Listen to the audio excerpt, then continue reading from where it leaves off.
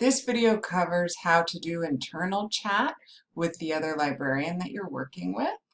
I'm here in the chat screen in Ask a Librarian, and you can see down here where it says operators on the bottom left, anybody who is on the chat appears. So right now it's just me, Michelle, and Betsy.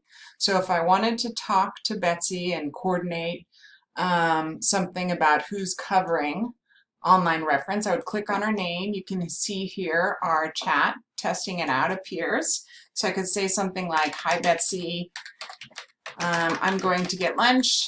Can you cover for 20 minutes?